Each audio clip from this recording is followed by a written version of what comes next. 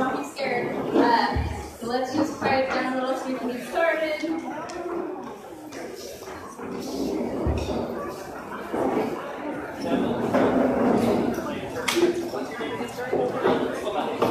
I'll give everyone a few minutes to get started.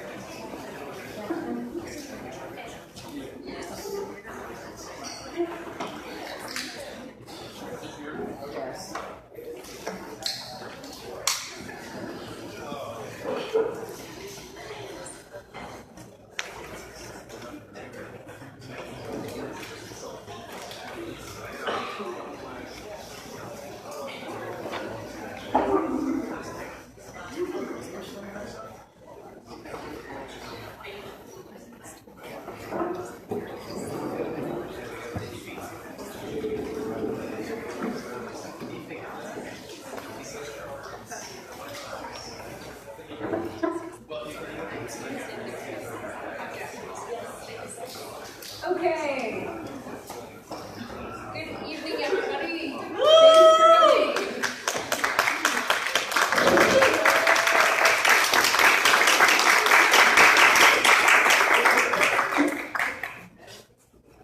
Our arrow keys are not working. I don't know why.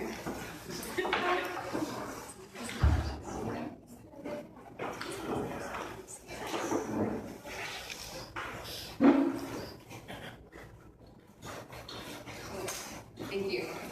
Awesome. All right. Thank you so much for coming, everyone. We are so excited to have you here.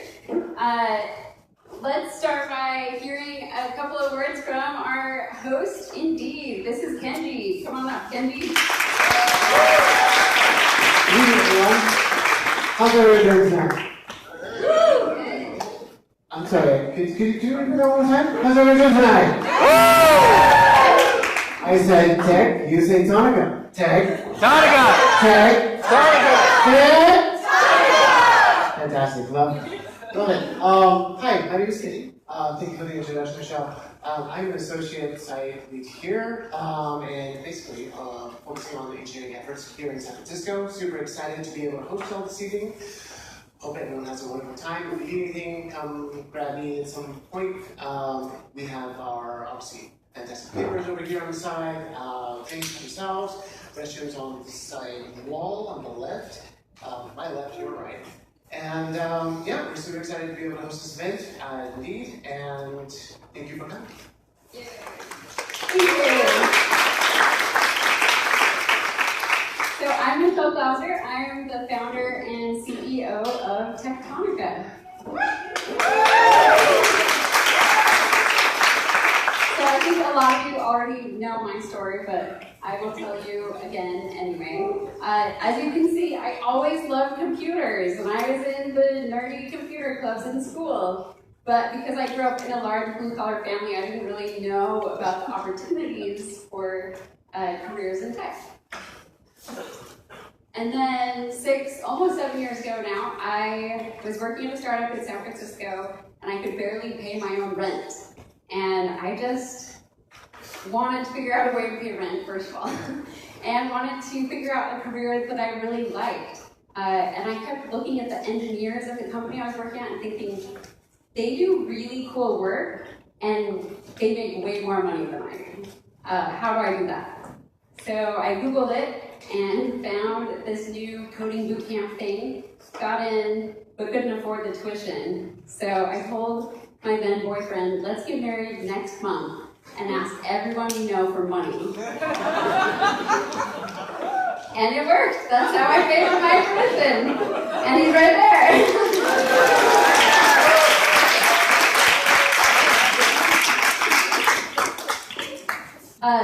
Yes.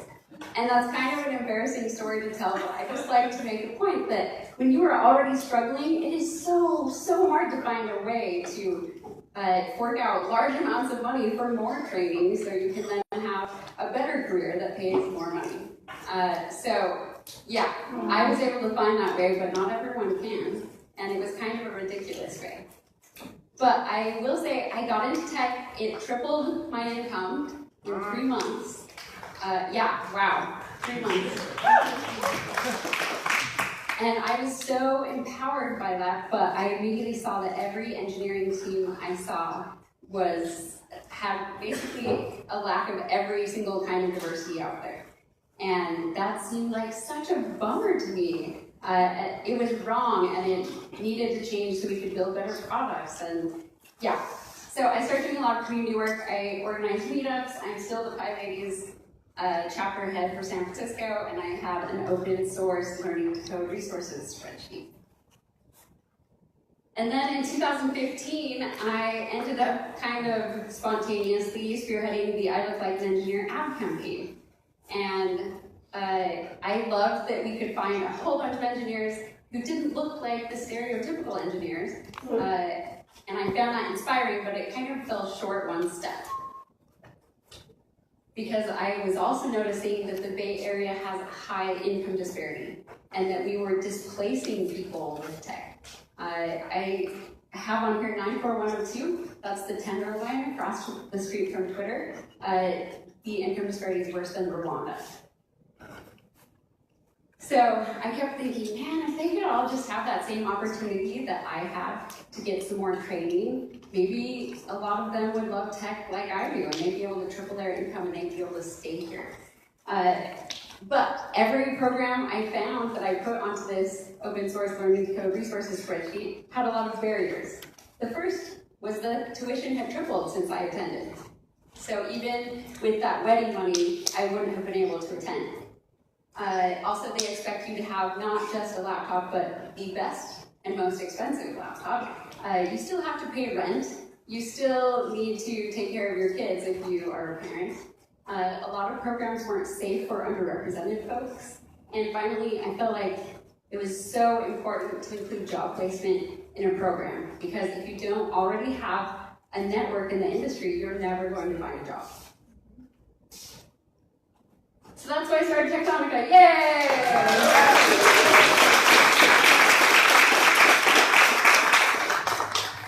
So Techtonica's mission is to empower local women and non-binary adults with low incomes through tech training, while helping every single tech team to be as diverse as its local community. Which seems simple, but it's a huge goal, right? So our target audience, we specifically decided to help local women and non-binary adults with low incomes, because I saw that the people most underrepresented in tech were also people being displaced by tech. And this was the group that needed the most help. So that's where we started.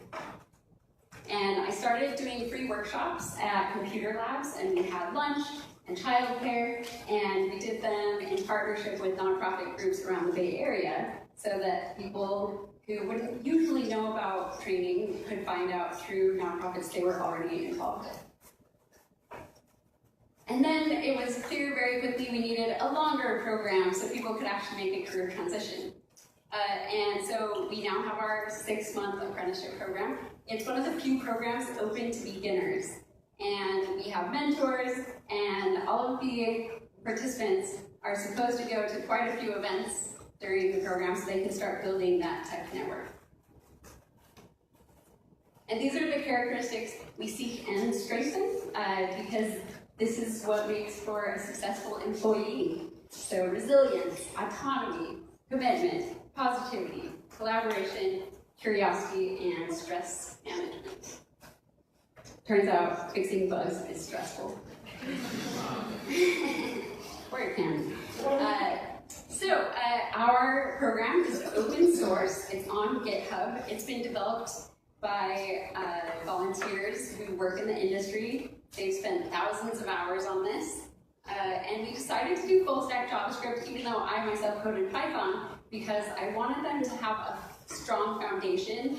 And I felt like if they could use one language in the front end and the back end, that would help them do that so they can then jump to other tech stacks. And the last month of training is customized. And the whole thing is more than 1,000 hours of learning, which is more than an in-person CS degree. So it's pretty awesome.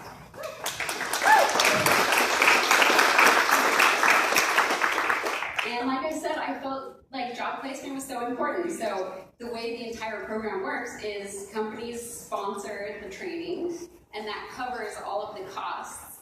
And then they hire the graduates. So they enjoy some more diversity on their teams, and our graduates get a job in their first experience in the tech industry.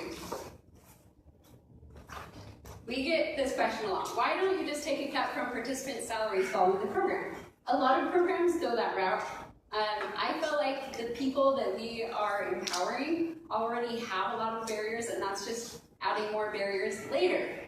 So, and we recognize that diversity is valuable to companies, so we're asking the companies to sponsor it. And we have quite a few amazing sponsor companies that we'll be announcing later.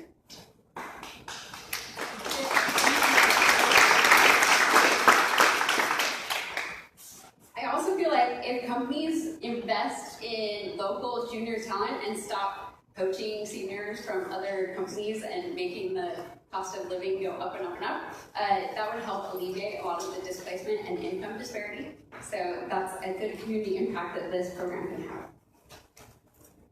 And how can you help? That is everyone's main question at the end of my talks. Sponsor and hire. For the class that just started, we have all the sponsors in place, ready to go. But we will start looking for new sponsors for the class that will start in July very soon. So if you work at a company or are connected to a company that might be interested in sponsoring the next class, please let me know. I have some flyers up here that you can take back with you, and we will have a conversation and figure it out, okay? Also, spread the word. We are all over social media, Instagram, Twitter, Facebook, and LinkedIn, and we need help spreading the word with everything we do. So if you see something, share it. That would be awesome. Volunteer and mentor. We are very volunteer driven. We have volunteers come in every single week to help mentor. And then we have individual mentors who are assigned to individual apprentices, and they check in with them each week, make sure they're doing okay, make sure they are meeting their objectives, and answer any questions that pop up. Finally, we always take donations. We are a nonprofit. You can find a donate button on our website, but it's just techtonica.org/donate. Great, now we're going to hear from Judy Tuan. Yay!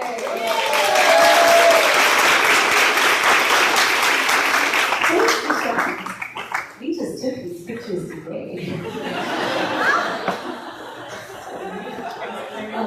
I'm so excited to see all of you. Thank you all for coming.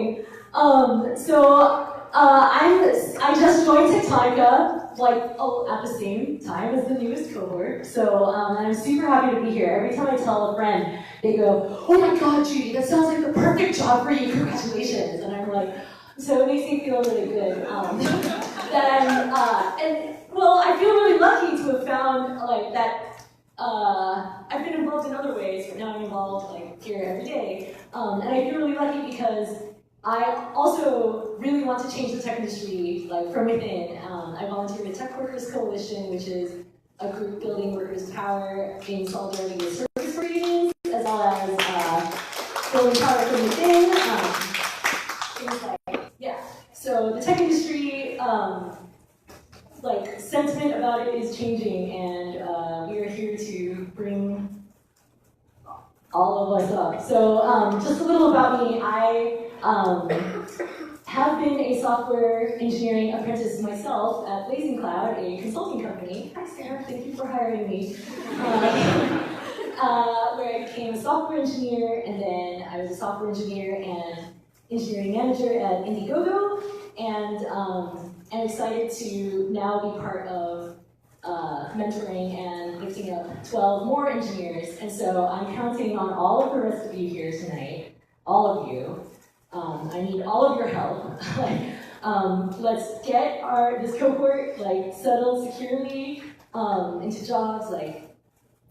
This is an effort that, like Michelle was saying, lots of volunteers are needed, and so come with us on this journey. And I can't wait for you to hear all of their stories. They're amazing, and thank you for being here.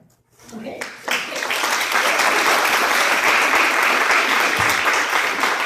Okay, now we're going to hear from Techtonica board member Nicole Tiefensick.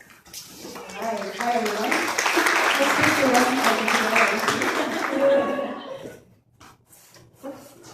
Yeah, it's so great to see so many people who've come out today. I also want to say thanks to Michelle, and I know she's probably gonna screw it because she didn't like praise so much, but without Michelle's vision and Michelle's hard work over the last few years, we all wouldn't be here today. So thank you so much, Michelle. So Michelle and I, we met 2 years ago, I think it was. It was at the Techtonica's, I think, Techtonica's first launch event. It's just amazing to see how far Techtonica has come since then. We've got 12 new apprentices. We have this amazing new space here at Indeed. We've got so many new sponsors and some old sponsors kind of lined up, and I know that Michelle is going to be announcing those just a little bit later, so really exciting. Michelle asked me to talk a little bit about myself and my journey. How did I get into tech? And as you might have picked up from the accent, I'm not from here. I grew up in Germany originally, and I also went to uni there, a little tiny town in the Black Forest, 9,000 inhabitants, 3,002 students, so it's quite good. And I studied computer science in media, and at the time, and that was in 2002, there was only course of that kind, so it's combining computer science, media, and business studies. And it was the 2000s, just before that .com bubble had just burst, and my family was like, what the hell? What are you doing? What are you doing? Why are you studying something that is media in the title? But I was really, really adamant that that is what I wanted to do. I haven't regretted going into that field since, because I just really love being in the tech industry and working in tech. Mainly because, and most of you working in tech will know that it's just, it never stands still. Things change all the time. You learn something new. You constantly have to adapt. And this was one of my first jobs that I had. We were testing browsers in IE6 and IE7 and Firefox, and I don't think Chrome even existed at the time, right? And now it's different mobile devices and different screen sizes and all these browsers, and it's just crazy if you think back on how much actually has changed in the tech field over the last 10 years. And although I had to learn to program as a computer science degree, so I realized quite early during my studies that I actually really like to organize things. Might have to do with being German a little bit, who knows. Every time we had to work on a project at uni, I was just organizing everyone. So after university and writing my thesis, I actually went out and looked for an internship as a technical project manager. And I found a spot in Munich with a price comparison shopping website. I don't know how it was in the US, but in the 2000 price comparison shopping websites were just the thing in Germany and in Europe. And my manager at the time, he heard of this new thing, it's called Scrum.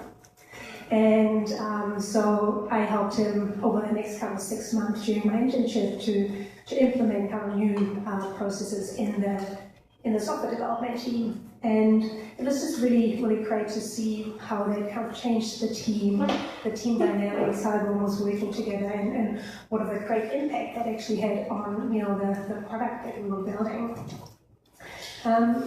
And that was such a positive experience that as a result I've continued doing that. I've continued leading technical projects. I've become a Scrum Master, become a Scaled Agile Framework consultant since then, and started coaching teams and both small startups and working with big corporations as well. And I'd say while I not working with code directly anymore, I really haven't in a while. That initial training and those coding fundamentals have just really helped me work with technical teams and understand how processes work, things work, troubleshooting and all that. So I think there's lots of avenues to explore in tech, and that programming and that coding foundation is just really useful. I think I have to say I've been really fortunate in two ways. First, my education in Germany was completely free, and I actually didn't realize what a privilege that actually was until I moved abroad and realized that it's actually not normal, and what not having a student loan or like a big debt, what head start that has actually given me. And that's why I'm so supportive of Techtonica and our kind of apprentices not having to have that financial burden. And I got to travel overseas as part of my studies.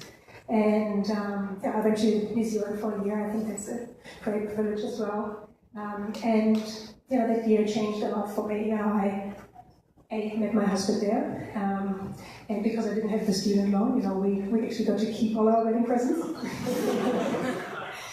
And it also really sparked that passion for travel. And since then, I've just worked and lived in a lot of countries.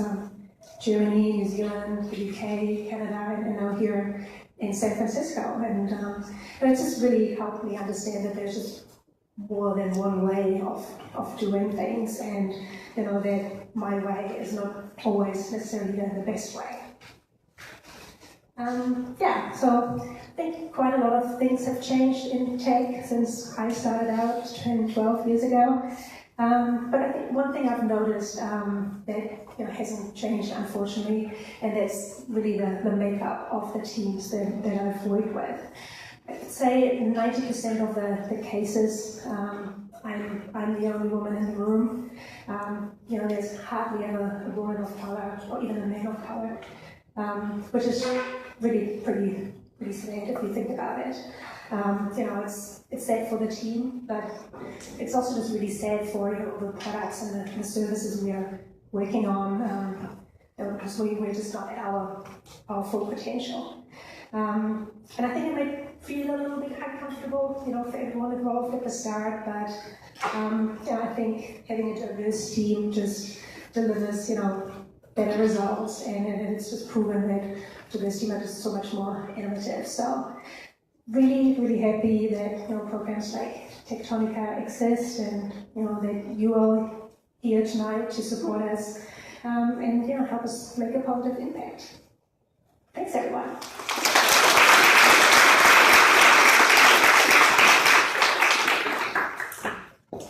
Okay, so these are our new apprentices.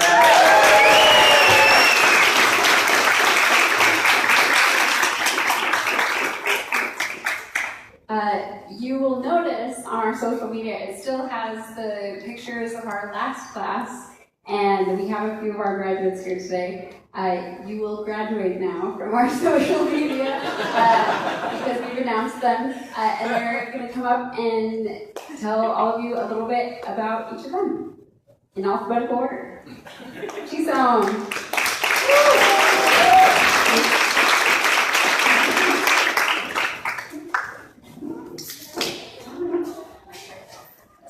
Hi everyone, my name is Chisom Adajika, but you guys are calling me Chisom. So my story begins in Nigeria. My family, my mom won a lottery to come to America when I was 4, and we've been in San Francisco ever since. Okay, so growing up as an immigrant in America, you tend to see things through like 2 different cultures, and I had a habit of blending them together and making up my own culture. And growing up, I was very glued to the TV, and I know you're not supposed to do this, but I tend to associate what I seen as reality. I was very fixated on my identity and how to be like the perfect Nigerian American. Like there was a guideline or like a rule book to how to be me. And because of my way of thinking, I also associated jobs with identities. So I never thought about coding throughout my like growing up or anything, because I just didn't think it was something for like a Black immigrant girl to do. So after graduating from college, I was very lost. I couldn't find a job. I really didn't know exactly where I wanted to go. A good friend of mine kind of like motivated me to take a JavaScript class with her. And I was like, I had nothing to do, so why not? And through the class, I pretty much learned that I had the ability to learn. I was capable of learning code. I'm capable of learning if I wanted to, and I could do coding. It became part of my horizon. I could see myself doing coding. But what made me really jump headfirst into coding? What made me really jump headfirst into coding was when I learned about accessibility engineering. I have a brother with a learning disability, and the way he's able to use the internet is because of systems like voice recognition. He doesn't read or write in traditional sense, so he uses voice recognition to surf the web. So accessibility is very important. When you give people the ability to use the internet, you kind of like allow them to advance themselves and expand their world. And that's something I definitely want to be a part of. I'm so glad to be a part of Techtonica. The Techtonica lines up with my beliefs of representation and inclusion. And I'm so glad to be here with my other cohort, with my cohort, and everyone here is really awesome. And thanks for your support.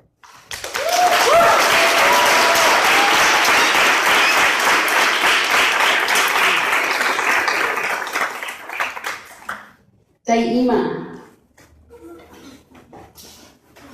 Hi everybody, thank you for coming. My name is Daima and I'm a forward thinker.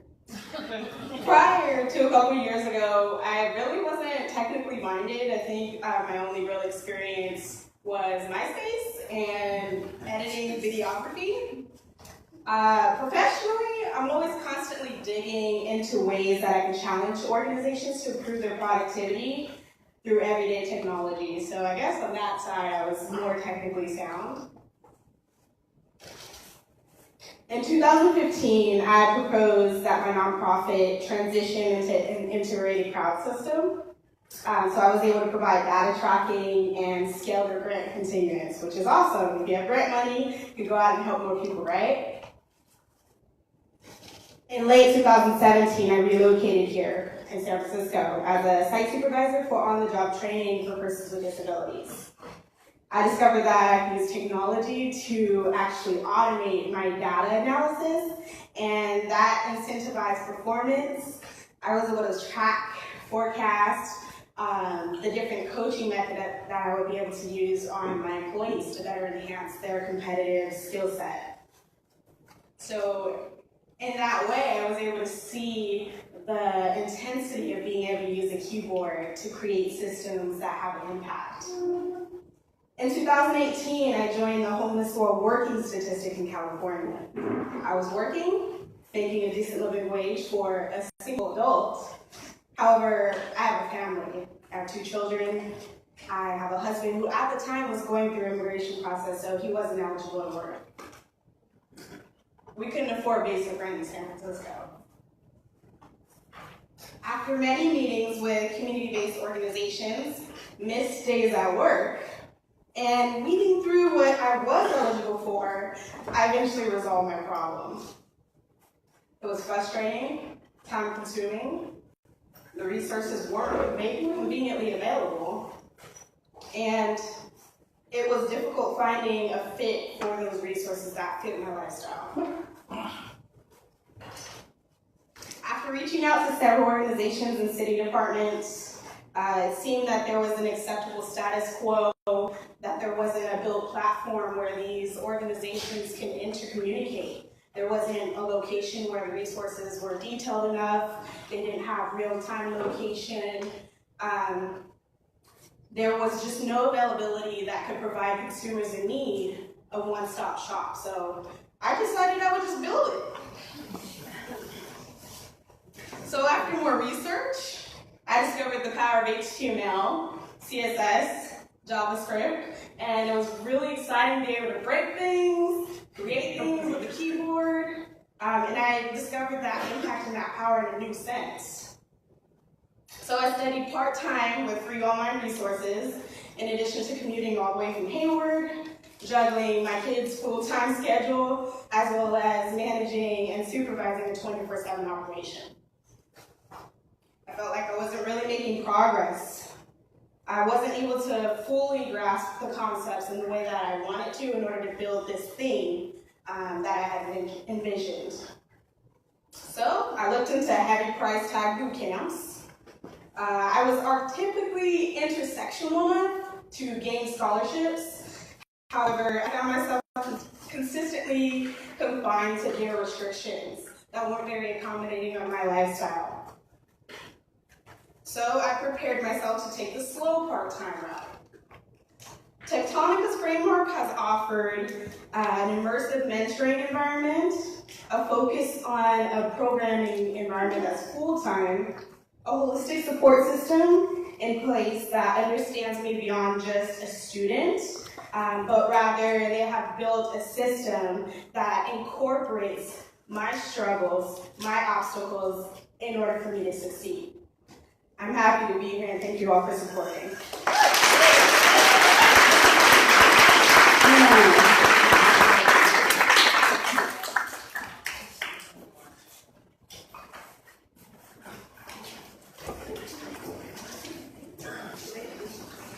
Hi, my name's Dina. I fell in love with coding when I learned HTML and CSS. I could start with a blank text file and turn it into an awesomely designed web page with links that actually worked when I clicked on them. Amazing. And then I learned JavaScript and I could make things more interactive, and it was just so cool to me. Every new thing I learned related to coding is so exciting and empowering that I just want to learn as much as I can about it. My first week at Techtonica was overwhelming. I was stressed out every day. I never thought I would be in a program like this because I've wanted to get into tech for a long time, but I haven't been able to because I struggle with mental illness. When I first started having symptoms of psychosis, I didn't know what was happening. It was terrifying and extremely painful. But 2 years later, I still had that problem, so I had to find a way to cope with it and make it work. You got this.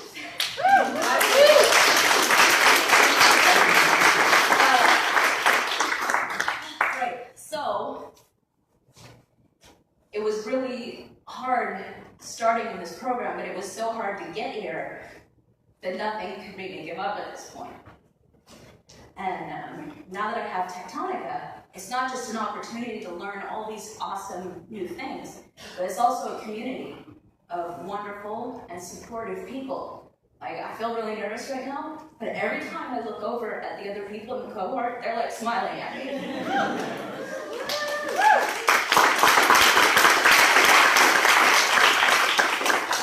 I'm so glad that we're together. And I'm really excited for everything we're going to do in the future, like jQuery and Node.js and JSON. I have no idea what that is, but in a few months I will. And that is all thanks to this program, and I'm so grateful for all of you being a part of it. Thank you.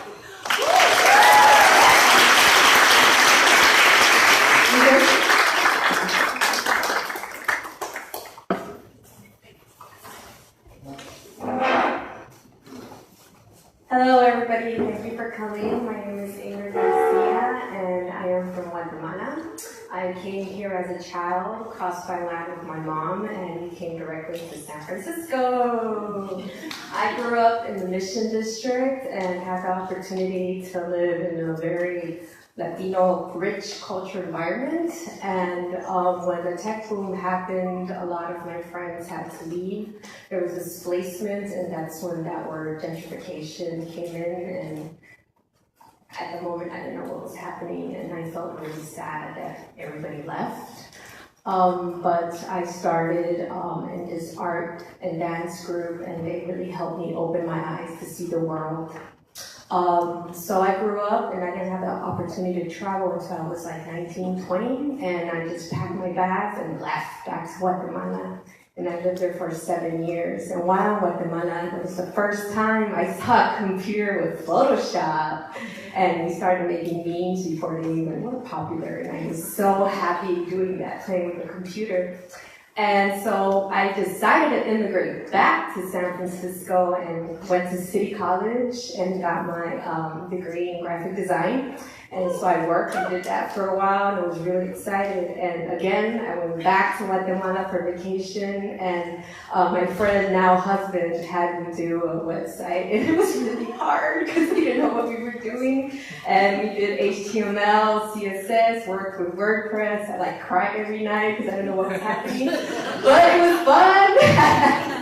And I was so excited, and so I came back to San Francisco and was looking for a way to get into tech. But unfortunately, I didn't have enough money. I couldn't really join because I wasn't young enough. And so I just kind of put that dream in the back burner for now. Until one day I was doing my laundry, walking around, and I saw a post about Techtonica, and I got so excited, and I was like, maybe I shouldn't get too excited, I might not even get in. And so I put in my paperwork and just hoped for the best. And Michelle interviewed me, and I was so happy, and really happy to share space with such powerful women, great mentors, and really happy to be here. Thank you.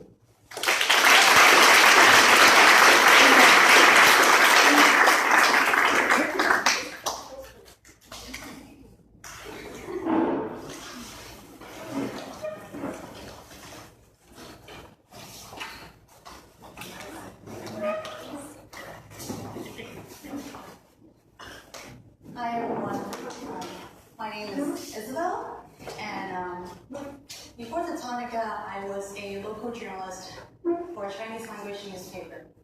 I spent the last 5 years of my career writing about political and social injustices in San Francisco for the Chinese immigrant community. And like many of my readers, I am an immigrant myself. I was born and raised in Hong Kong, and I moved here at 18 on my own to attend a high school in Chico, Florida. And later I moved to California. Growing up in Hong Kong, I was always seen as like the travel kid. I had gone through a couple of high schools and I just don't fit in. And that's why I was so happy that I ended up being able to graduate from one of my dream schools, UC Berkeley, in 2012.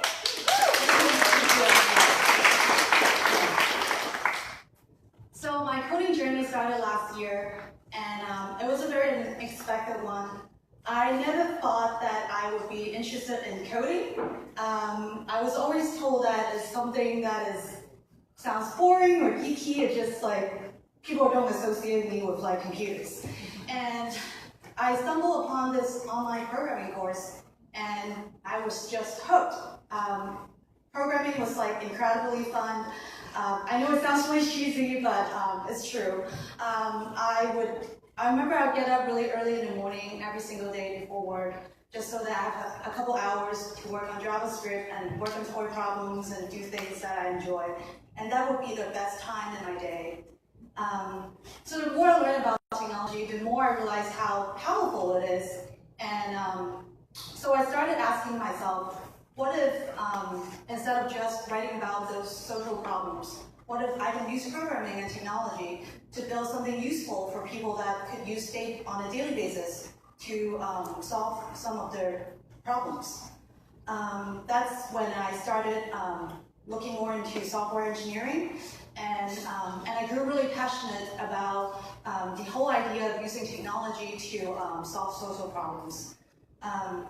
After that, I studied a couple months for JavaScript, and I decided that I needed to take things to the next level, and that's when I started looking for boot camps. And that's also when the reality hits me. The coding bootcamp that I was looking at cost $18,000. That's a lot of money for a lot of people. But at the time, I was working as a full-time adult for almost 5 years and making a little bit more than minimum wage. And a lot of the program was just out of reach for me. And I was so glad that I found out about Techtonica at a Women Who Code JavaScript study group. Alina, who's here, who's our curriculum developer, told me about it, and Michelle, who's from the previous cohort, told me about it, and I'm so grateful to be here because I know without Techtonica, I don't know how to keep going, and thank you for making this program. And I just want to take a moment to thank you for everyone who's here to support our journey. It means so much to all of us. Thank you so much. I just can't wait for the day that we all finish, graduate, and then start using those programming skills to build something awesome and make an impact in our communities.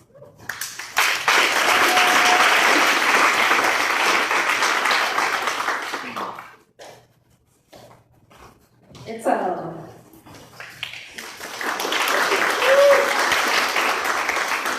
Hi everyone, my name is Itzel.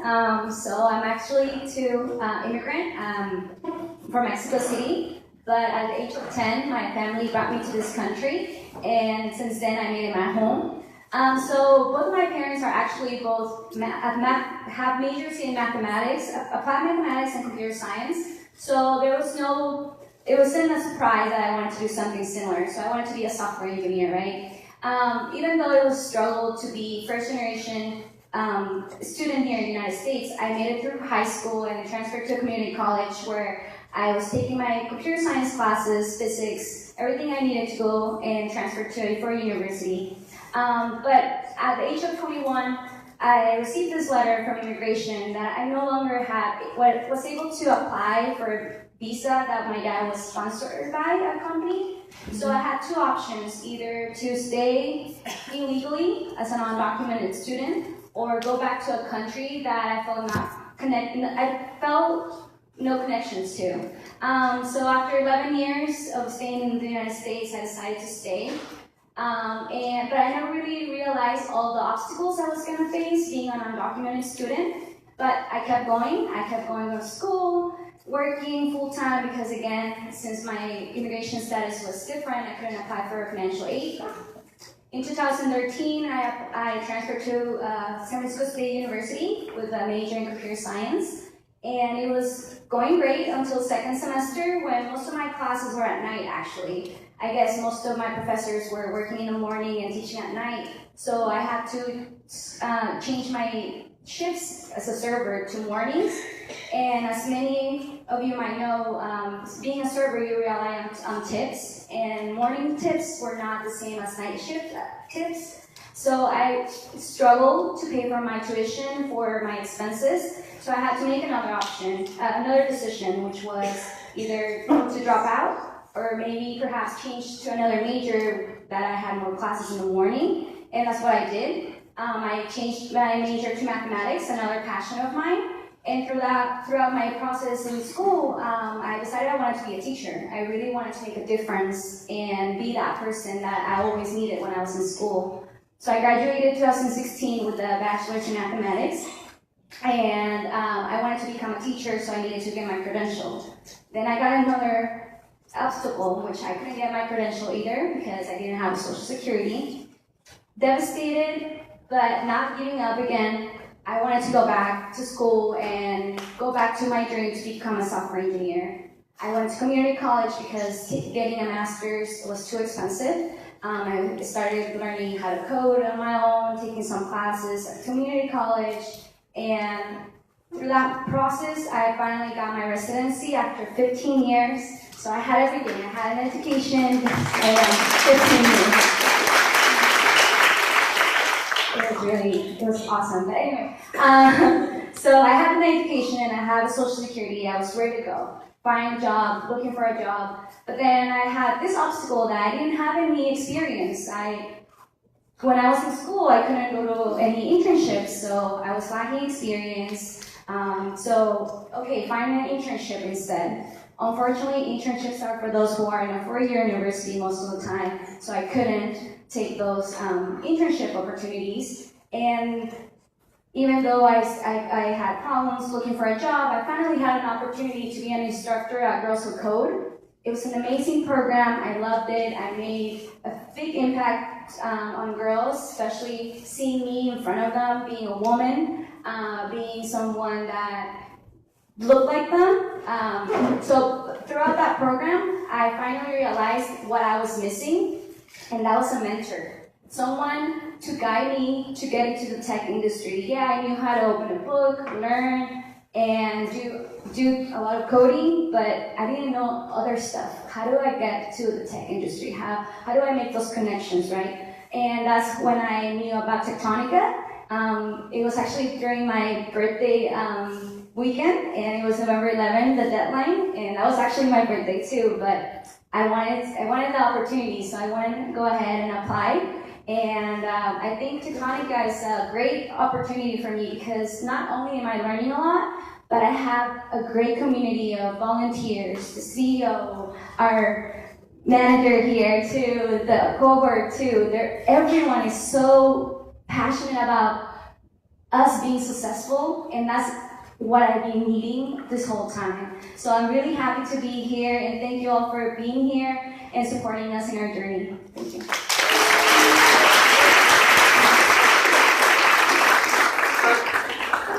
Carolina. Hello everybody, my name is Carolina Benitez. I moved to Oakland 4 years ago from a small town in the Central Valley called Merced. I don't know if anybody knows where that is.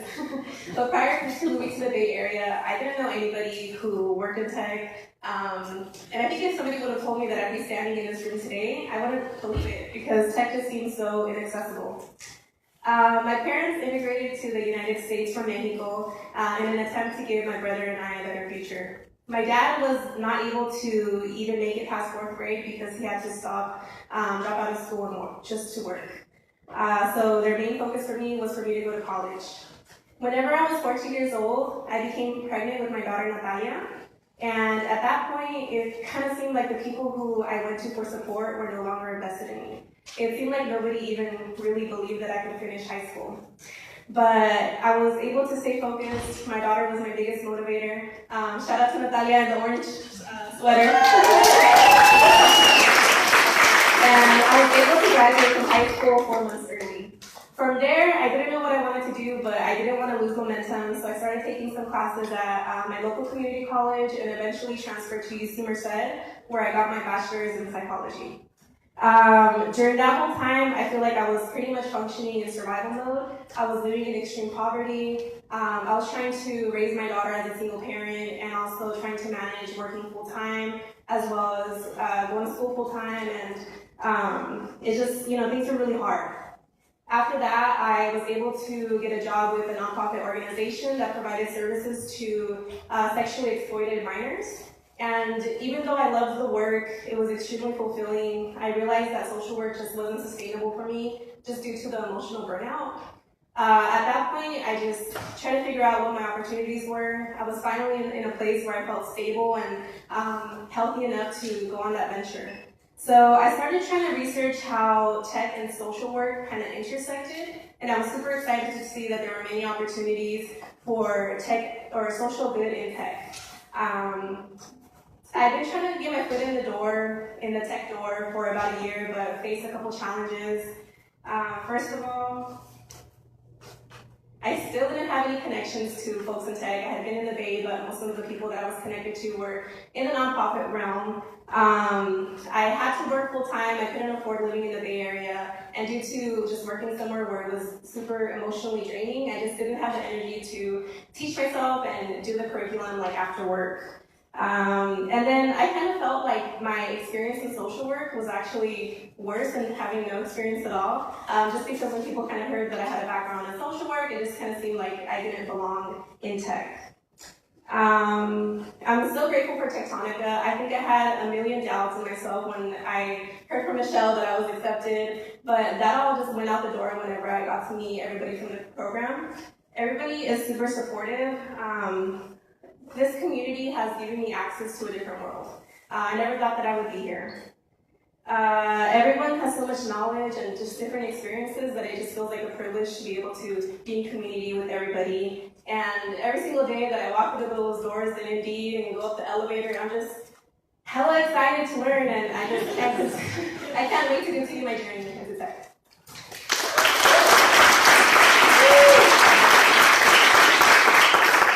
Kelly.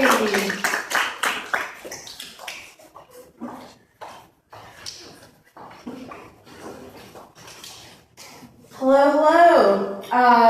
My name is Kelly Souza, and my pronouns are her, she, like the chocolate.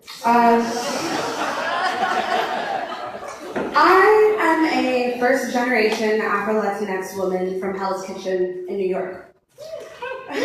Shout out to ya.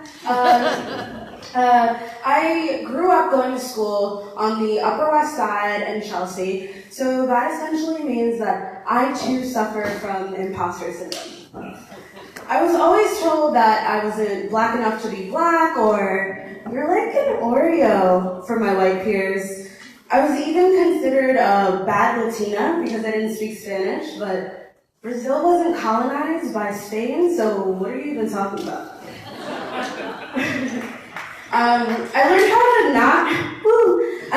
to not fit into one box by fitting into many. So that required a few things.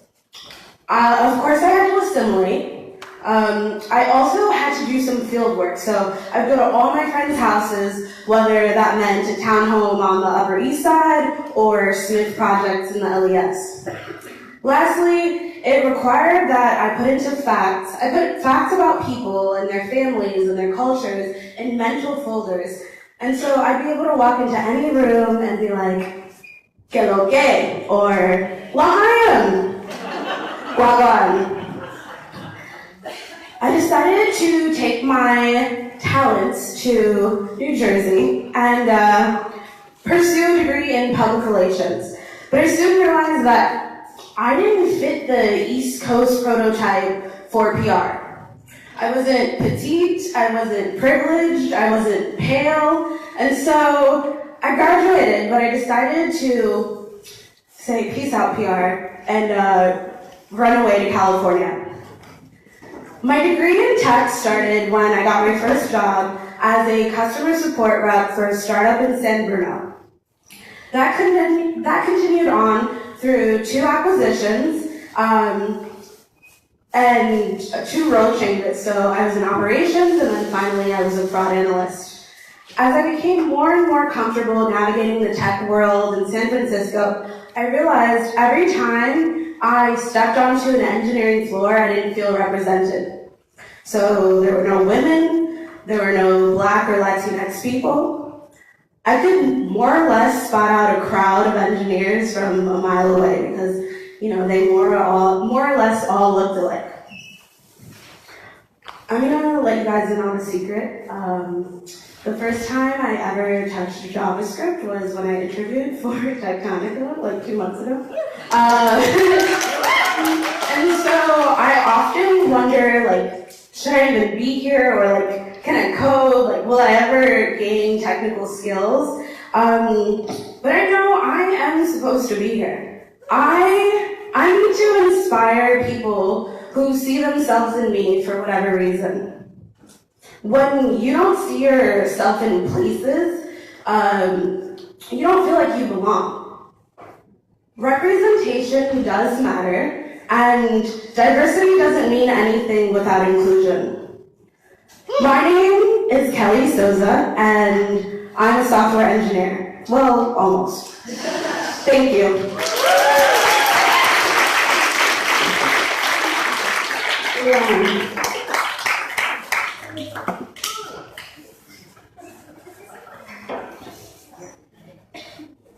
Hi, everybody. My name is Juliana. I'm a graphic designer in the process to become a software engineer. I was born in California, but my parents lived in Mexico. It was hard to return to California as an adult because I didn't speak the language, and my family is not close. So I had to take classes at night. And I also was working, I was able to get a job in production as a graphic designer, but also had to take another job because to be able to cover my rent and go to school at night to learn the language. And when I wasn't too tired, I used to play with this language called ActionScript and build these tiny animations. And I have fun doing that. So even though I was feeling very lucky that my parents were able to pay for my education when I was in Mexico, I realized here when I started applying for jobs after being laid off in this place that I was working for 8 years because they sold the company and they restructured and something like that. They told you that they let it go off. So I discovered that my degree was not recognized because it was from other countries, so I couldn't place myself in a full-time job. So I had to become a freelancer.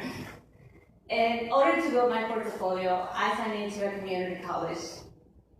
And I started getting referrals from friends. So first it was just for graphics, but then my clients started asking me to develop their sites. And one day I got this scary white screen. And I panicked because I didn't know what to do. I messed up with the code and I didn't know what I did. And after hours looking online for the solution, I realized that I was getting very good at uninstalling and installing WordPress. As that every time. Go on the server and put it back. So after I finished this project, even though it took tons of hours, I didn't feel it. I noticed that I was having a lot of fun, and actually I was remembering when I started to be a graphic designer, and I used to break my operating system 9, and somehow when I broke my computer, I was able to figure it out to bring it back to life.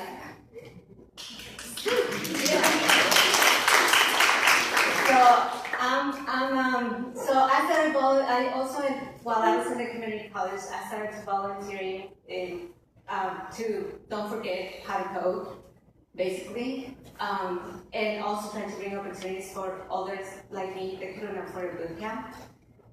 And I volunteered in Berkeley College, that's the place. And so I'm pretty excited to be in Techtonica because I think here I will be able to reach another level with my skills. And I actually noticed when I applied in the process, I started to learn a lot right away. So I'm pretty excited to be here.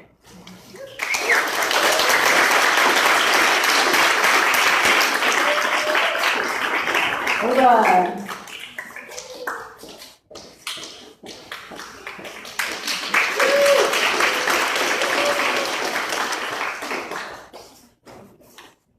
Hi everyone. I want to say first, thank you so much. I I was so excited to see you all, as you were excited to meet us. I was like, I want to say thank you, everybody who supports us. We really appreciate it. My story is unfinished story. So it's like jigsaw puzzle that I'm still trying to fit it together. So I'll tell you one piece of that puzzle. So 6 years ago, I made a heartbreaking decision that I left everybody I knew that I loved, including my 2 children, everything I knew, and made the decision to come to country that I didn't have no family at all, way far from my people, and just had a dream. I was like, I have this dream, and I think I will go. And I came to America. I was born in Somalia. That's where I grew up. And growing up in Somalia, it's really tough for a woman, especially if you have dreams and you're ambitious. It is basically where human fundamentals rights are not practiced. As a woman, you don't have no say in little.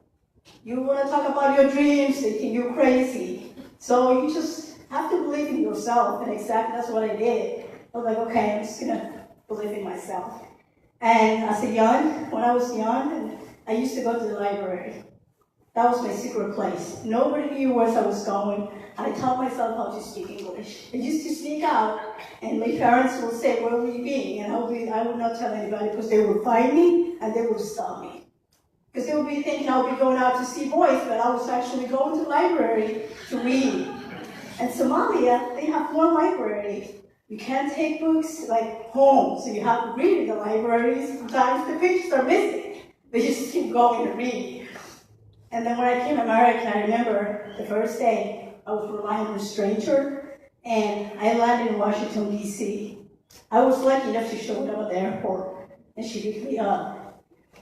And I asked her 2 things. I was like, show me how to take the public transport and read the maps, and where's the library? Because I know that's my go-to. So I went to the library, and I was like, okay, I signed up. They were like, it's free. I was really surprised. I was like, okay, it's free. And they were like, yeah, you can take the books too, as many as you want. I couldn't believe it. I was like, I can take the books home? I just want to make sure I heard it right. Because, I never had an opportunity to take books. And I still remember the lady and her face. And maybe she was like thinking I was weird, like asking her 3 times. So that's how it started. And then I moved around a lot, staying with strangers. I have been maybe like at least 6 states, staying with strangers. And it was really scary, but I was just trying to find a place to call home. Moved around a lot, ended up in California. As my go-to source, went to the library. I didn't graduate high school. They offered me a program for high school. They gave me the scholarship. I actually graduated 2 weeks ago. Great for that. Thank you. And then as I was working for United, doing Uber and Lyft during daytime, so I can survive here and also support my family, one night I had a business idea. I was like, I want to make this idea and build an e-commerce website. And then I Googled it, how much it costs to hire one. It was really expensive. I was like, I don't have that money. I was like, okay, let me see how much, if I want to learn. And that was the first time I Googled it, what do you need to make a website? It's, HTML. I tried it. And the first hello world, I started coding. I was like, this is really amazing. And I don't think I was going to feel that feeling again, but that was the best. The hello world. And then after that, I tried going different boot camps. They were all expensive. I couldn't afford to quit my job, and I couldn't, wasn't able to pay then. I was barely making my rent. I was sometimes late with my bills, but I was like, you know what, I can do what I can do. I'll just pay the late fee. So I was like going through that, and I was at the library, and I was like, I want to learn about coding. Do you guys have options for that? And they were like, yeah, there's this program called Techtonica. And then I was like, okay, get the for sure. Went home, Googled it. When I read about Techtonica, it fitted me perfectly. I was like, this is exactly the opportunity that I was praying for every night. Before I go to sleep, I'll take 15 minutes and say, I wish, and pray, and say, I wish I can get somebody to support me at least time to focus so I can get this thing done and I can move on to my dreams. But so my prayer or wish came true, so I was really happy. And I'm so thankful to Michelle and what she started. And I know, because I believe the best investment you can give persons not the money. You can go through it in one day, but it's the education. I get the education today, it's gonna benefit me for life.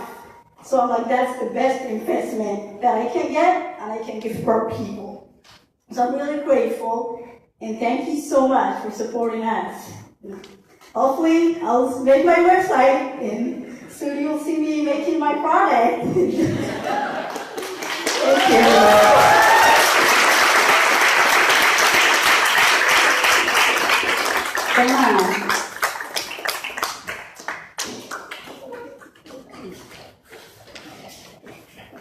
Hello everyone, my name is Savannah. I'm a game developer, a musician, and a creator of interactive art experiences. I'm very passionate about exploring the intersection of art and technology, whether that means creating procedural music systems or developing tools that can make art more fun and accessible to everyone. In 2013, I graduated with a BS in game art design. I was an honors student. I felt very proud, very lucky, until I actually started applying to game industry jobs. My school's career services department couldn't really do anything to help me. They kept sending me job listings for jobs that were in completely different fields or had nothing to do with what I studied. So eventually I took things in my own hands, and I ended up setting up automated emails through Indeed, which were actually far more relevant, and I was finding listings that I wanted to look at. But unfortunately, I still couldn't land those jobs because I didn't have the several years of experience that all these jobs required. So what I ended up doing is I ended up diving into the world of game art freelancing, which was very much a mixed bag. I struggled to find work that paid more than $5 an hour. I was able to eventually land a couple gigs that paid decently and that were fun, but they quickly ran out of work for me to do. So I continued to work on my own games for a while. I made a few bucks here and there with sales, but eventually I became discouraged and I slipped into a several-year depression. So giving up entirely on tech, I ended up applying to my local Hot Topic. And I ended up immediately finding solidarity with my trans coworkers who helped me come out as a non-binary trans woman on my first day.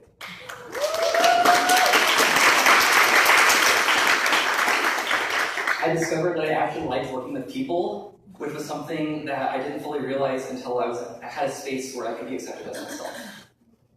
Unfortunately, eventually I did have to leave retail because it wasn't paying the bills. So I really wanted to give tech another shot, and eventually I was able to land a couple contract gigs at a place called High Fidelity. They are a social VR company that a friend of mine from college worked at. It was really fun. I had a fantastic experience, but unfortunately I learned that VR gives me motion sickness. So I thought about going back to school, but it was too expensive. I thought about getting a job, but I didn't have any experience that I needed still. So I started slipping into another depression, and I had all but given up when an opportunity just landed in my lap. My friend from High Fidelity ended up retweeting Techtonica's application page. I checked it out, and it genuinely seemed too good to be true. It was exactly what I needed, so I applied, of course, and to this day I still can't believe I'm here. I'm in my 3rd week, and I already feel like I've grown so much as a person. Everyone here is incredibly kind and positive and uplifting, and I've never felt more inspired or empowered. Techtonica represents the exact kind of change that I want to see happen in the tech industry, and I'm extremely grateful to be a part of it. Thank you.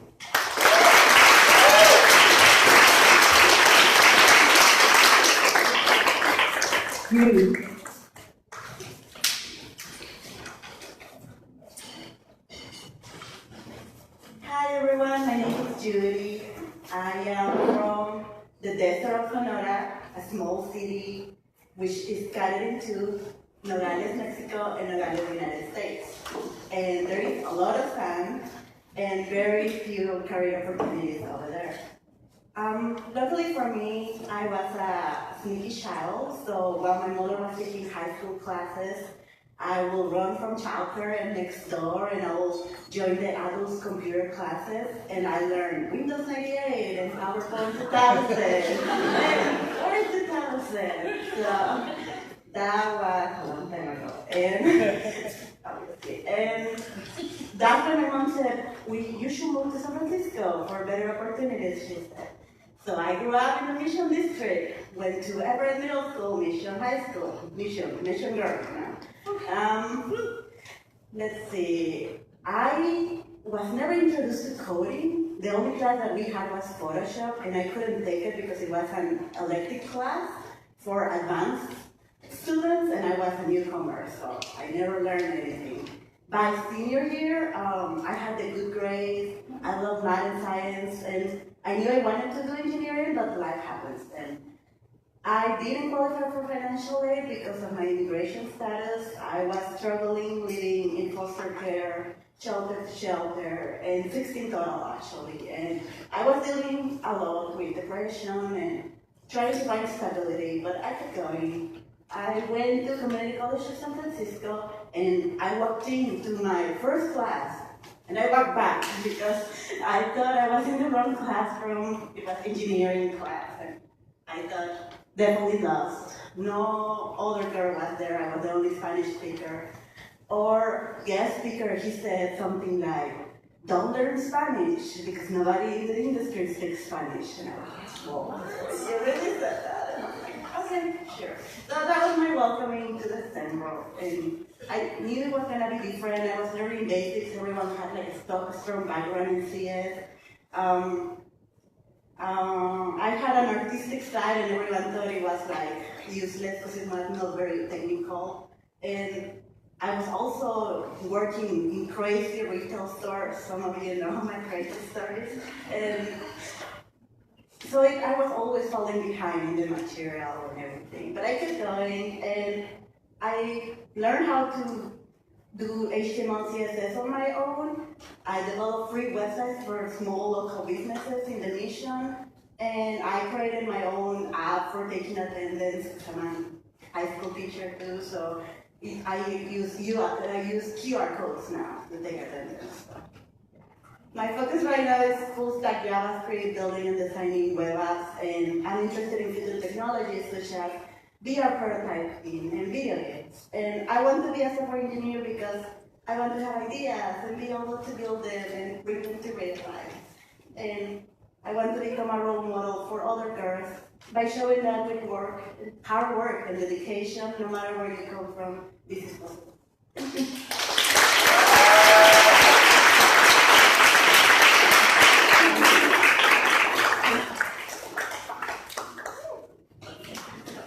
Aren't they amazing?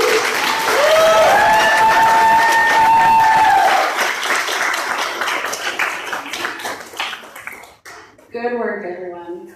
I know you were nervous, but you survived, and there will be more of these, so get ready.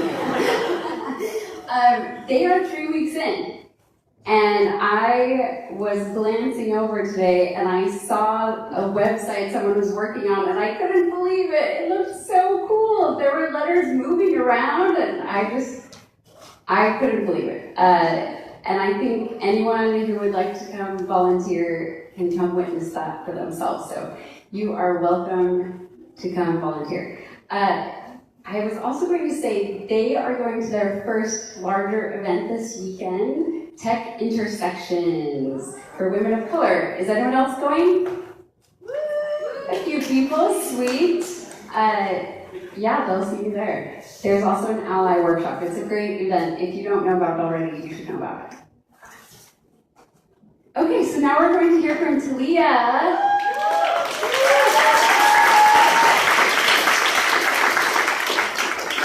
Talia graduated from Techtonica last July, and she'll tell you about her journey.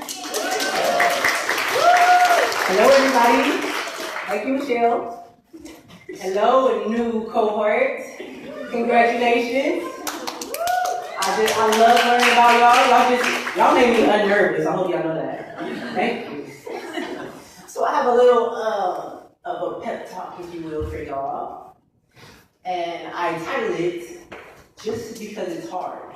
just because it's difficult, it doesn't mean that you're not meant to do it. Okay? Yes, we can do it. We can do it. Okay, so this is a little bit of my story. I'm going to give you some highlights. All right, so fall of 2014, I saw a man wearing a t-shirt that said, "Coding is the new literacy." While this intrigued me at this point in my life, I didn't feel that it was something I was meant to do. And why? It's kind of similar to what a lot of you were saying. You didn't see anybody that looked like you doing it, right? So it's like almost this wall that's like, okay, I see this thing in glass, I can see it. It looks nice, but it's not my reality. So we fast forward to a few years. Before I applied at Techtonica, I started seeing some people, right? I started seeing people that looked like me. One was my husband. He entered a coding bootcamp in Oakland, California. He's actually here tonight. And he's now a teacher in teaching coding. Can you stand up to break? So he gave me the inspiration to start this path along with his cousin. These were two people that were very vital in me saying, maybe this is something I can do. Okay, so we're here. We're in September, right? I find this cool program, Techtonica. Similar to you, I wanted to learn, but I had no direction. I didn't even know where to start. I tried, and I mistakenly started with JavaScript. That's all I'm saying about that. And so this is where I was, pretty much. I was like this dog when I applied at Techtonica, but I made it in, right? So okay, maybe I'm meant. You know, it's like I did not feel like I was meant still, but it was like, every step forward was like cementing that maybe I am meant, right? Okay, so now we fast forward to December of 2017, where I was accepted as an apprentice into Techtonica. Okay, so maybe I'm meant to be here, right? Okay, so this is where the true test began. So in January of 2018, the women accepted into the cohort had varying coding experience. Some of us already had a few years of coding under our belts, and some had none. I was one of these cases. So, as you can imagine, that left me feeling like, oh my God, I gotta make sure I'm keeping up. I applied with like this much JavaScript, and if you know, that means it's like knowing your ABCs and then trying to write a paragraph or something, So at this point, I'm feeling like now I have to show that I'm meant to be here. Okay, so the first 3 months as an apprentice at Techtonica, what did it look like? I came in early in order to get a head start on our materials. Oh, excuse me, typos. Get a head start on our materials and other materials that I thought were useful. So this looked like, like the daily, I don't know if you have like daily curriculums, if it's stuff the same, but I would come in early and start early, try to get these, and then I would line it up with things I was studying, like Code Academy, the things I thought that would align and help strengthen this, right? Cramming, I'm telling you. And then I would come home and stay up late after, I have 3 children. I forgot to mention that. I have 3 children, right? And before even entering into the coding field, I was homeschooled full time. So now I'm having to come home and cook, straight up, spend some time with the children because they're accustomed to me being there full time, right? After that, I'm staying up late to go over take-home materials and deepen my understanding of what was covered in that day. On lunch breaks, depending on how I felt I did on that day, I don't know if y'all have experienced this yet because y'all started. If I didn't feel like I was up to par, I would skip lunch. No lunch. Okay, I might get food, but we're coming back to the desk. Let's look at this JavaScript. Let's look at this SAS. Let's look at this jQuery. I heard somebody say jQuery.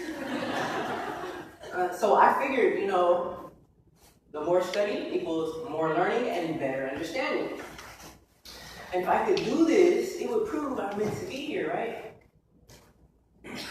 So 3 months later, where am I?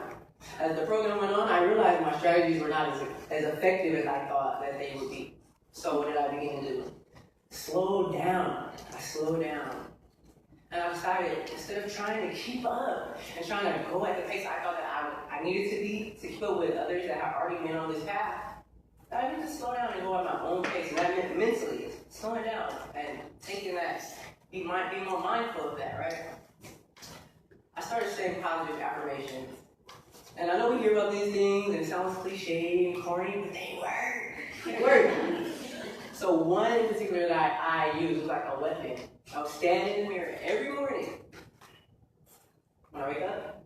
I am good enough. Look in the mirror. I am good enough. And I would repeat this to myself 5 times. I'm good enough. So I started to believe it, you know? I would come home after a long day in Techtonica and I would repeat this same thing to myself before I lay down. And I found that it helped. It gave me more confidence. It helped me to branch out, loosen up, because I was one of the cohorts, last cohort's hermits. And so I didn't do a lot of, or let me just say, I didn't feel comfortable, like, putting myself out there and doing the dreaded whiteboarding, right? It was like, ooh. I would watch y'all, that's marvelous. But this helped me, even when, like, I didn't have the answers, or I didn't understand, or didn't know. It gave me more confidence to even say that, or even to show that and share that. Okay, so after Techtonica, I landed a internship with Ancestry.com. Woo! I was surprised. I was like, oh, what, me? Oh my God. Because it's like, after only less than a year of learning this skill, I was still here. And not only was I still here, Ancestry, they showed an interest in me, you know? I was like, that. It's like, oh my gosh, maybe, yes, I get to be here. So it's like, no, step by step, you know?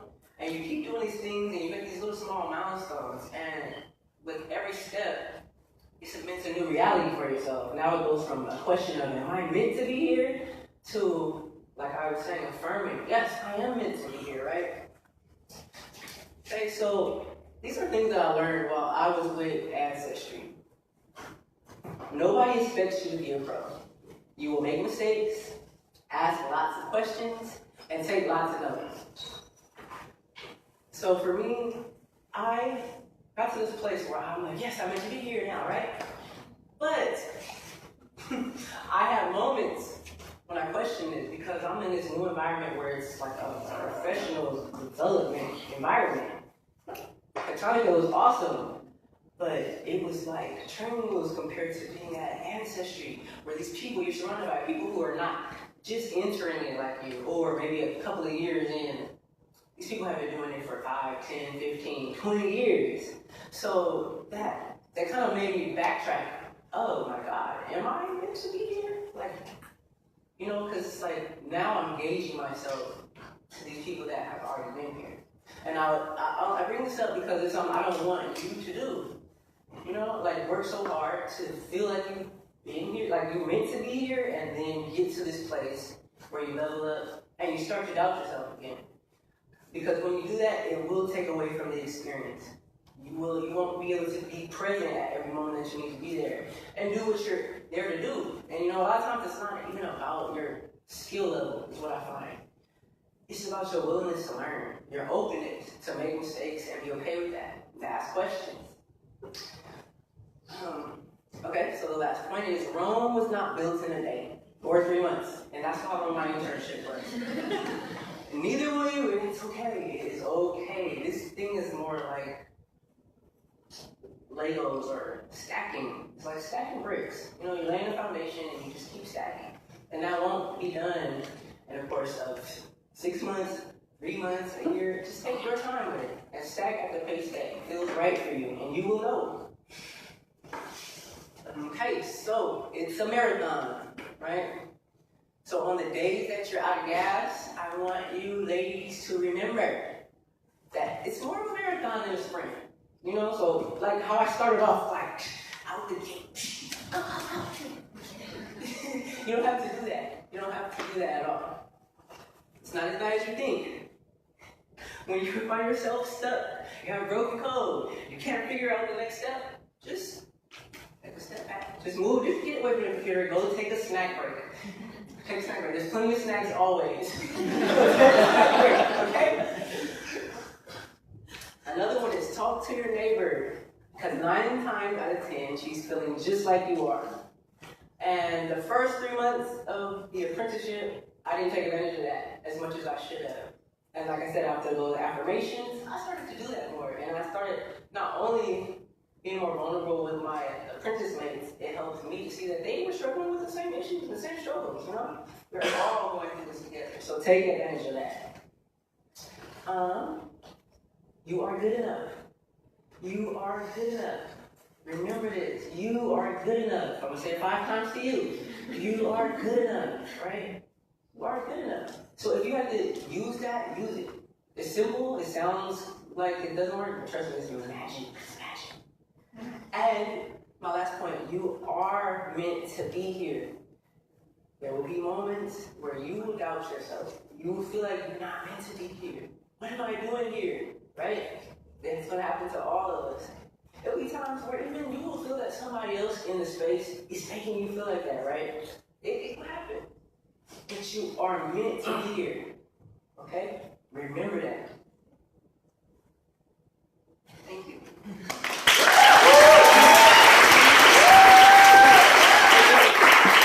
I cannot end it without saying thank you to Michelle.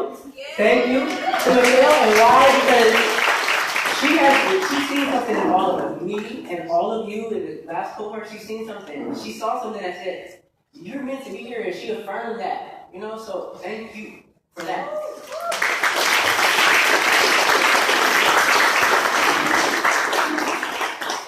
I think Talia could have also said that we had many, many bumps during her time with Techtonica, and she was kind enough not to mention that. But I will say, I am so grateful for Talia's cohort and the other graduates who are here. You can wave if you want. For sticking it out, because we were able to take a lot of the feedback and make a lot of changes, and the program's just going to get better and better every time. So thank you. Thank you so much. Great, so now we are going to make some exciting announcements about the advocate level sponsors for this entire class. I will say first, before we get to the advocate level, we have another level of sponsorship that doesn't include hiring, but I did want to mention that MailChimp gave us a good donation as well, and so we're so grateful to them. But let me start announcing these, and or for a few of them, there are representatives here tonight. If you would like to say something, just stand up and come forward, and you can have 30 seconds to 60 seconds. And then, yeah, ready? Drum roll, maybe? This is where the apprentices are going to work after this. Agari!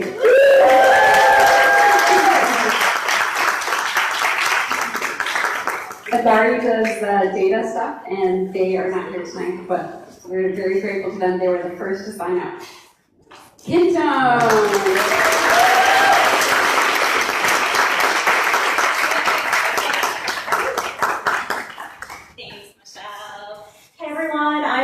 Jones. I'm the marketing director at Kintone, and wow, you guys are amazing, and you do belong here, and we need more people like this represented in tech, and you belong here, you need to be here, your stories, your full self, bringing it to Kintone, bringing to other tech companies. We're just so excited to have you. And Kintone, real quick, is a platform to democratize software building so that we can empower better teamwork between developers and business users. So that's what we are. Who we are is a team of people who really care about making an impact in our community in many different ways. One of the big ways, supporting Techtonica, this amazing program that Michelle has built, and also through Impact Challenge. So you can learn more at impact.kintone.com. I'll leave it there. Thank you so much.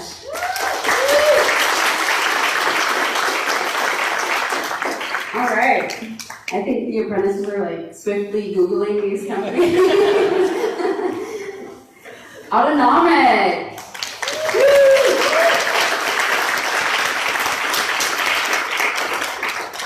I will also say that we will be releasing announcements about all of these companies in the next few weeks. So watch for those and you can learn more about them.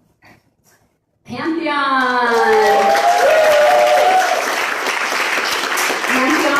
was our first ever advocate level sponsor, and they hired Zenzen. So here's Zenzen. Hi everyone, and so I have double roles here. So one is the graduation from Techtonica, and also now I'm also representing Pantheon. So allow me to read I have task from marketing team. I need to read. Pantheon is a website operations platform for Drupal and WordPress, running more than 200,000 sites in the cloud and serving over 10 billion page views a month. Pantheon's multi-tenant, container-based platform enables web teams to manage all of their websites from a single dashboard. That's what I'm working on, the dashboard. Our secret sauce, our passionate, creative, collaborative team. So if you want to learn more, you can go to pantheon.io. And for me, I have to say, I have been really comfortable working there because, I only have 6 months learning experience before Pantheon, and I didn't know much. So during the internship, I would be going and saying that my mentor sits next to me, and I would turn to my mentor, and the mentor say, "Oh, go ahead. What's your question? I'm listening." So it's really helped me. So I really appreciate the culture there. So hopefully I will get one of the apprentices in the future, and I can be your mentor if you want. Okay. Thank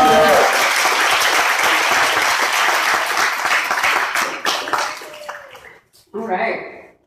Survey Monkey.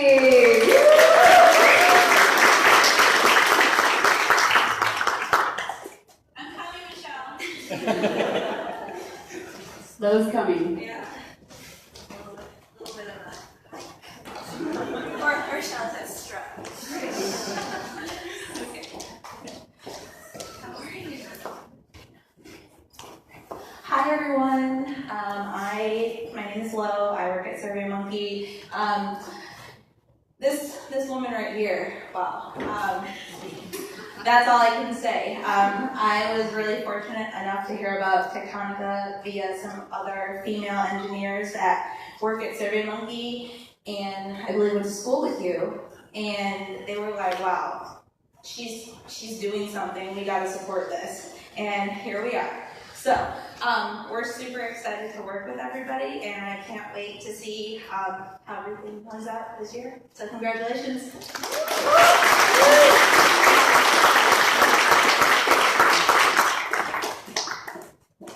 Quantcast.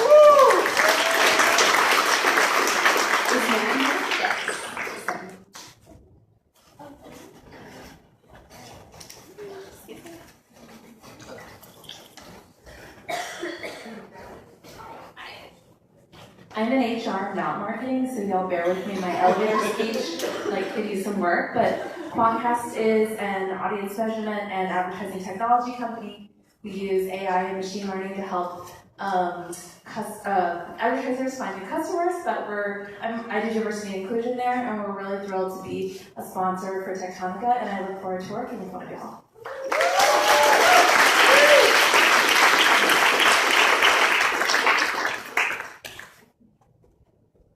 App Dynamics. For the apprentices that graduated last year, App Dynamics was downstairs from where we met. Good work. You made it happen. Indeed. Just a second. I have to say something special about Indeed. So, not only is Indeed hosting us here for 6 months and feeding us lunch every day, and all the snacks and everything else, they should get 5 rounds of applause because they're sponsoring 5 apprentices.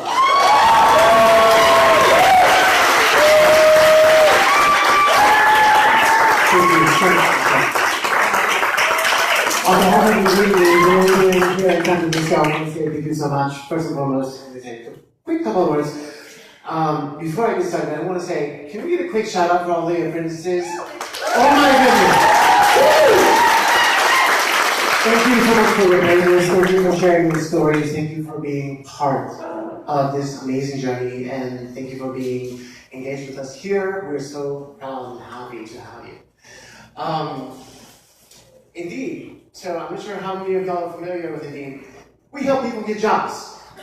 And as part of that, one of the biggest things that we're working on, right, is how we can bridge the gap, if you will, for helping people get jobs from non-diverse backgrounds, which is incredibly important to our mission. We help people all around the world get jobs, and we are all here, right, at the end of the day, no matter what. One of the things that I wanted to mention is like part of our general inclusion strategy, right?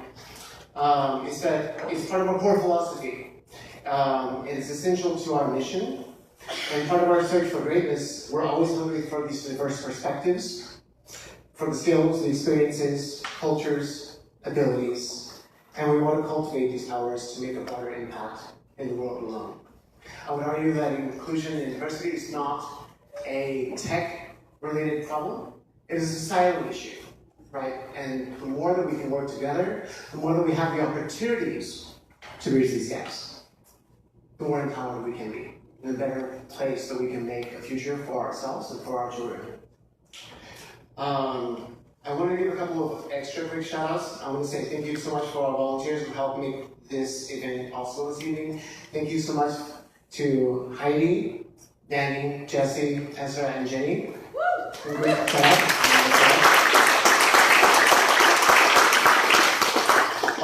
I wanted to also follow up with a really quick thing. I want you to raise your hands.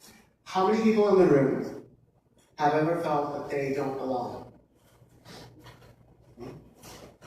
How many people in the room have ever felt out of place or that they're an imposter? Right? This is something that's not unique. This is something that is broadly shared amongst all of us in society. And I want to follow the sentiment that I felt was echoed by a lot of our apprentices and sponsors, etc. this evening around this idea of belonging, right? You can build the most diverse teams in the world as an engineering lead, as an engineering manager, etc., someone who's a leader in tech.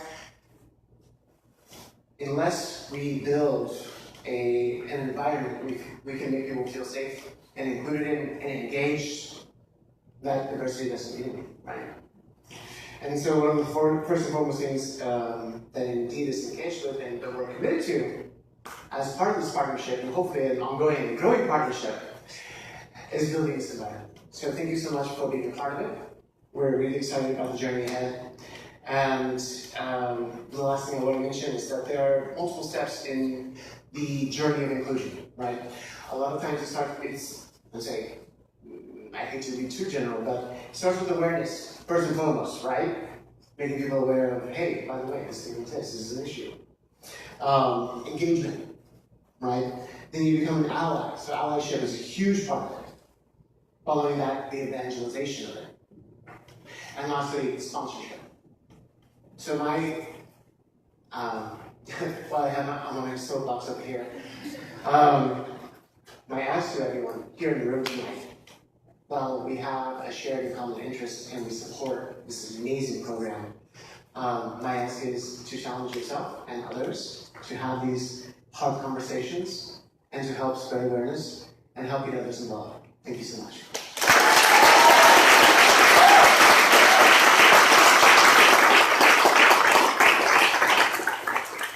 I'm so excited. Thank you so much, everyone. That concludes the speaking part of tonight. Please feel free to check us out on social media. We use the Bridge the Tech Gap hashtag, so follow that and use it if you would like to. But yeah, otherwise, thanks so much for coming. Thanks for your continued support, and please mingle and enjoy whatever food is left. All right?